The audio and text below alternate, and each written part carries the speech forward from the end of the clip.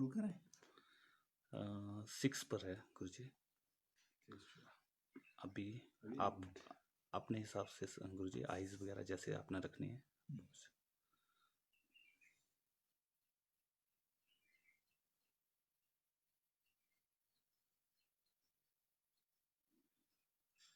आपको कोई इंस्ट्रक्शंस दे कैसा कैसा करना है? हमको तो समझ में ज़्यादा नहीं है, बस हो गया गुरुजी। My compassionate greetings to you all. I have been asked to talk about Buddhist meditation. It's very difficult for me to talk about Buddhist meditation because of several limitations with me. First of all, I am not a meditator, nor I am a professional meditation master. Of course, I have studied the Buddhist canon. I know the Buddhist meditation methods academically, but not at experiential level.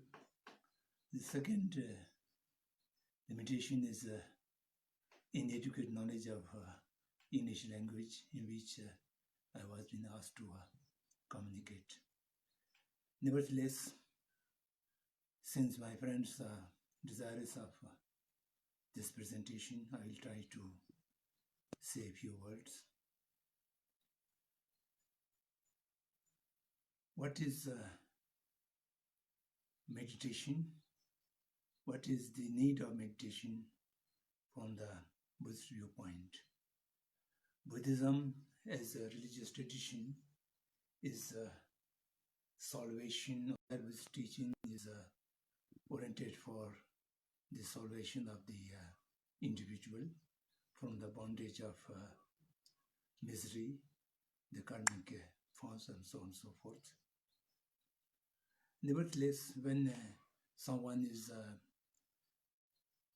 preparing or practicing for the salvation of the one's own inner consciousness, it will definitely benefit this life's benefits as well. Peace, happiness can come from the meditation. How the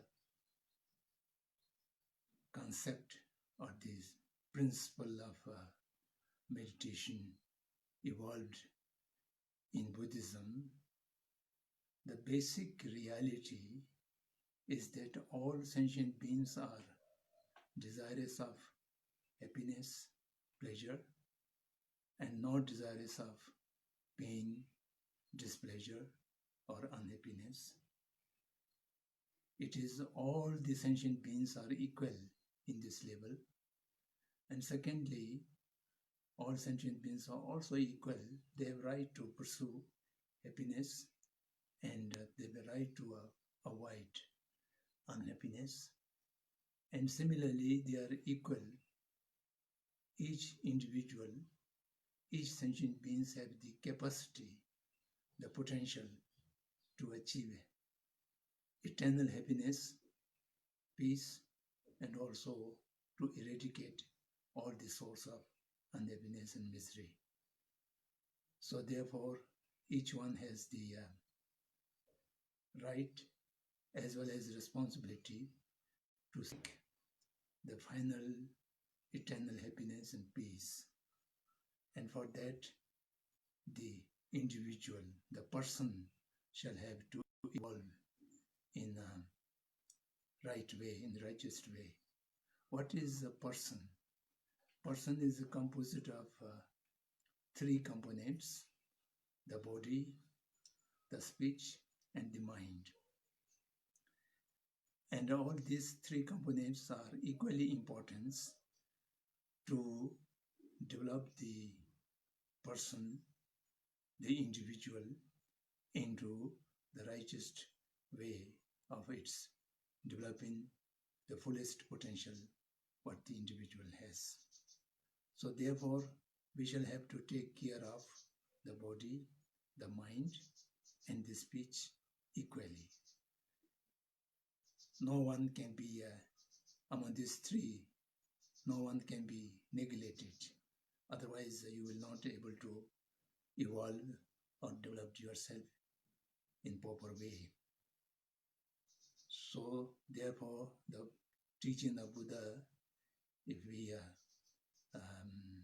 sum up as a threefold education: the education of morality, the education of the stable mind, and the education how to awake the inner wisdom. So in our technical language, we call it Shil, Samadhi, and Pragya. The Shil is moral discipline. The Samadhi is the stable of mind. And the Prajna is the awakening of the inner intelligence. The inner intelligence, when it awakes, then it sees the cause of all misery, and therefore it can eradicate all the cause of misery. The cause of misery is come out of mind.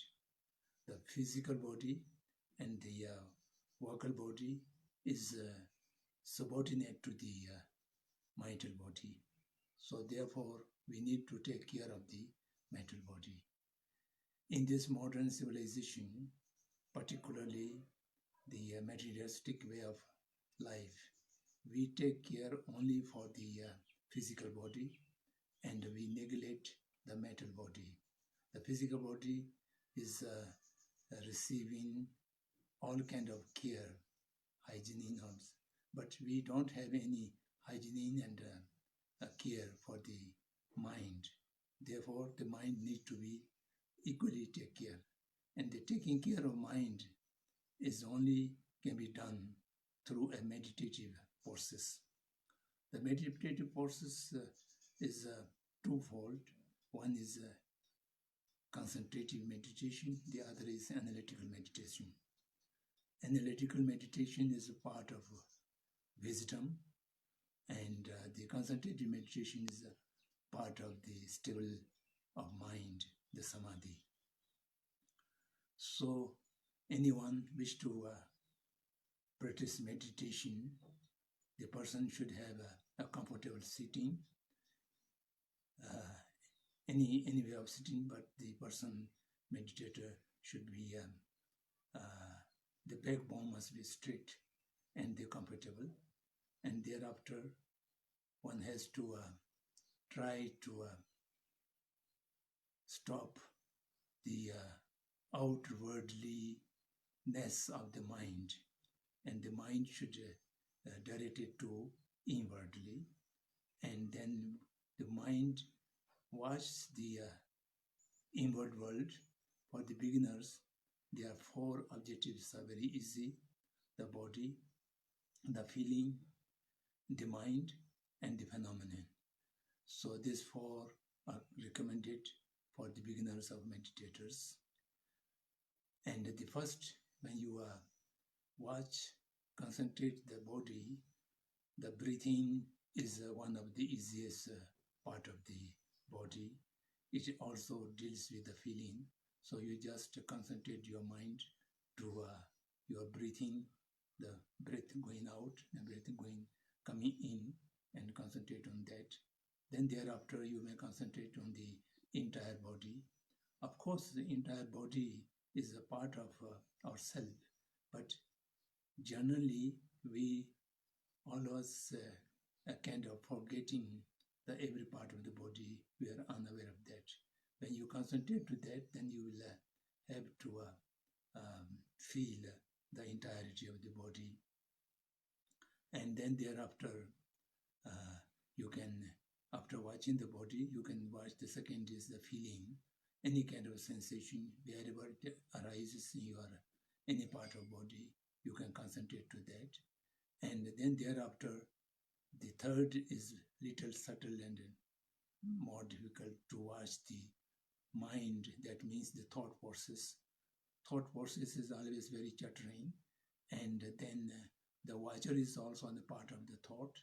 So therefore, it is little difficult to, unless you practice it for quite period of time, when you are able to watch the thought as a watcher, separate from the thought, then you will be able to see the pattern of the thoughts, and thereafter then you can watch the entire phenomenon of the universe.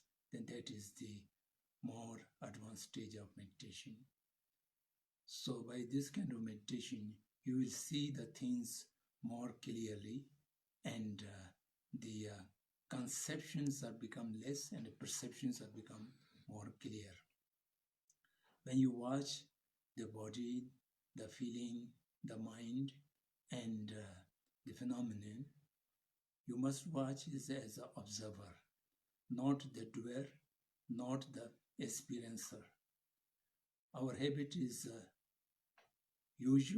our usual habit is to just look to the things as a doer or as an experiencer.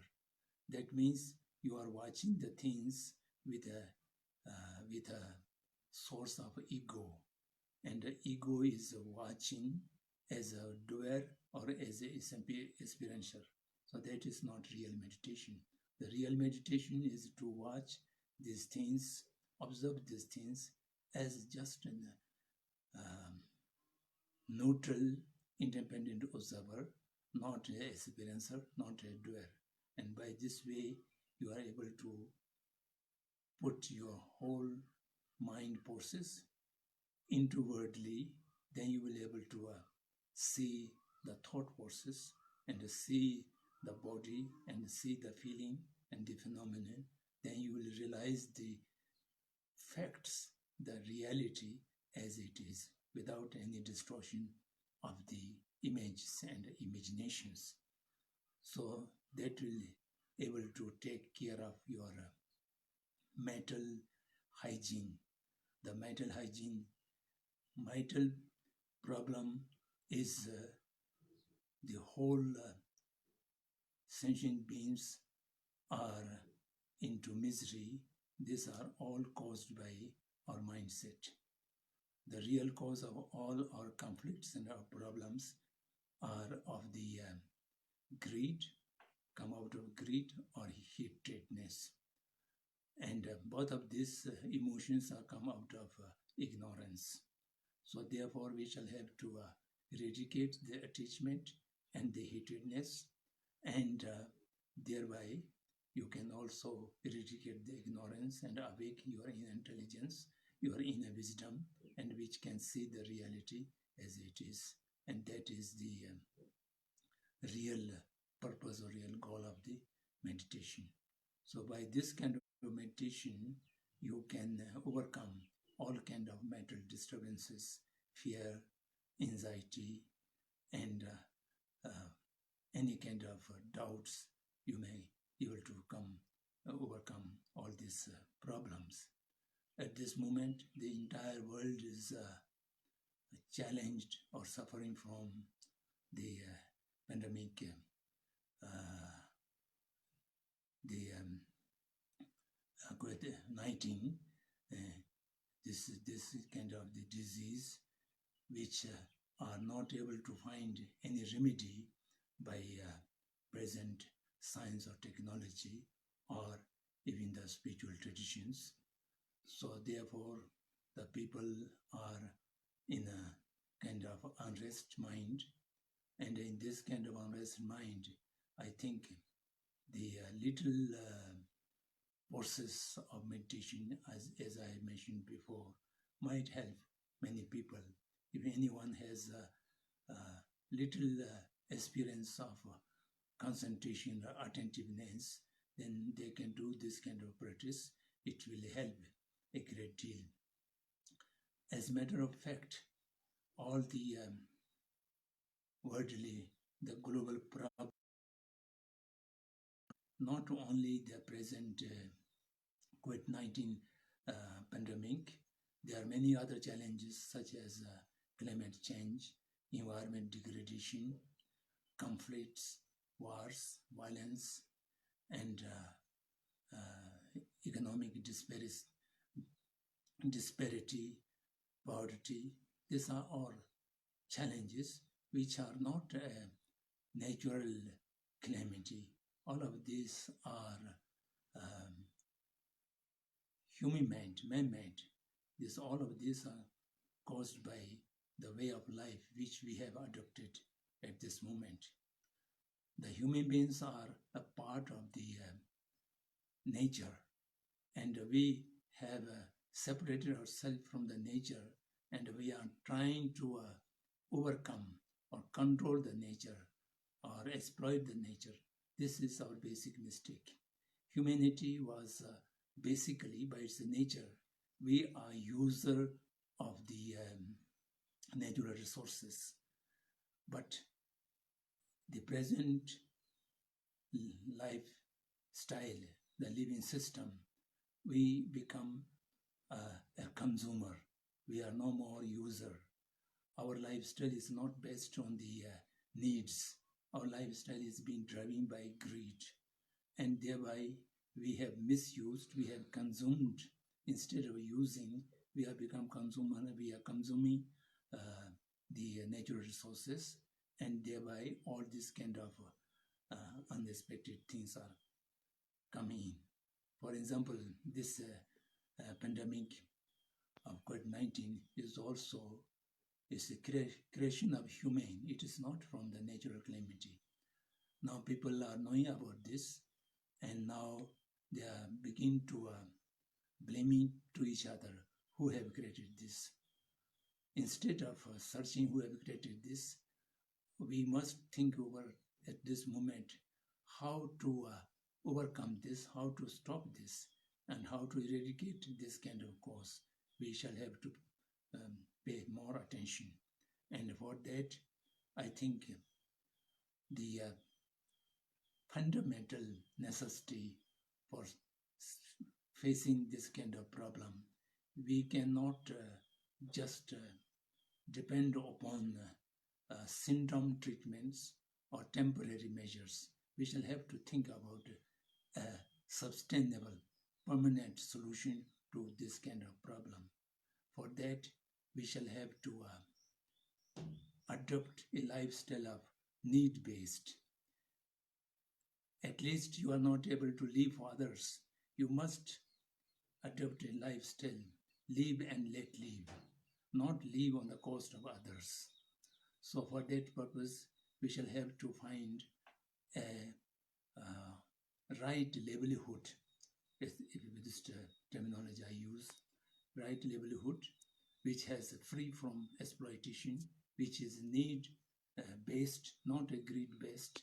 And for that purpose, we shall have to find a way of self-sufficiency, right livelihood, localization, and compassionate mind to everyone, to see the reality of the equalness of all sentient beings. And through this perception, through this realization, we shall able to overcome all kind of challenges and all kind of problems. I wish you all the best. Thank you.